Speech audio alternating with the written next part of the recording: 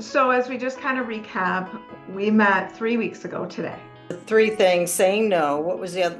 So Repeat it these. was saying no, Yep. finding three most important things for you to do or the tasks, and then surrendering the rest to God. So just regrouping and reflecting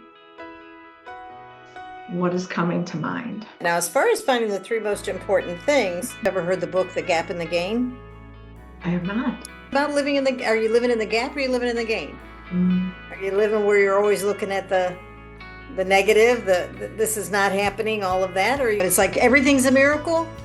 Or you question that there's miracles. So it's either, kind of that attitude. So one of the things that he suggests in his exercise is before you go to bed, and of course everybody knows, and you talk about the last thing you want to do is look at your phone before you go to bed. You don't want to scroll. You don't want to even really watch TV. I mean, get rid of any electronics at least 30 minutes, if not an hour. So that's one of the things he recommends. And he also talks about how what we do right before we go to sleep is the most important, right? We all know all these things.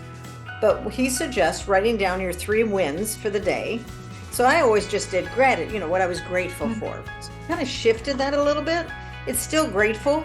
It still has those, but it's more about the 3 wins. And so it's not just about work, it's about life.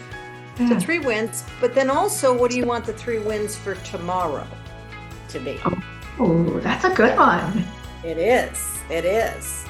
Yeah. How long have you been implementing that for? Just this week. This week. Yeah. How is that working with your expectation for tomorrow when you do your 3 today and what your expectation is for tomorrow? Yeah, because then he suggests that you do so part of my wins would be, okay, I got 2 of the 3. Yeah. What was your biggest lesson learned in that you set a goal, it didn't work the way you thought was gonna, you spent some really quality time with your girlfriends? I think to not beat myself up when I don't make it. Because it's not as though I wasn't working. It's not as though I wasn't trying to do things. It wasn't like I was slacking. Not at all. Hardly. Yeah. So sometimes it's just we don't, and it doesn't mean that it's not important. It doesn't mean that it still won't get done. I just didn't do it in the time frame that I really wanted to, goal that I just put on myself. So sometimes if I put the goal on myself and I don't achieve it, it's not that I don't want to, but it's okay. It's okay. Sometimes it's okay. Yeah. And that report, that DIS report actually calls the specific thing out under your understanding your style, where it talks about you're a good problem solver and you just need to relax and pace yourself. That's funny.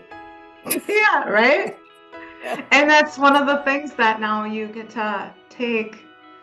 Not only is it in writing, but it's also an experience that you just explained. Right. Out of curiosity, just because I know you're going through your own life coaching and spiritual coaching, if you were to tell the audience about the whole coaching industry and how it can add value to their life, what have you learned in your training and your time with working with a coach? Well, first of all, it's interesting because most of my educational background is not on the coaching, but on the therapy side, and so coaching is very different. Coaching is about providing the guidance, the techniques, the mentoring to help facilitate the coachee, the person that's being coached, to really, it's all within ourselves. They have the answers. We don't have to have the answers. In therapy and traditional therapy or ministry or all other kinds of things, it's more about others, whether it's God, whether it's the therapist, guiding, directing, giving the answers. But in coaching, it's really about the individual, taking them through techniques, through assessments, through whatever it is, but then they're actually creating their own results. Can you share to our audience what you do and how people can get a hold of you? But I am a marketing executive. This is for 26 years this month. So 26 years, and with a phenomenal company, a USA manufacturer that I'm very proud to represent. So I also own Joyful Living Gathering, which is a location in Dunedin, Florida. But the coaching really came from, again, when I would sit with somebody one-on-one and maybe do a reading or something, working with them, I always felt like it wasn't finished.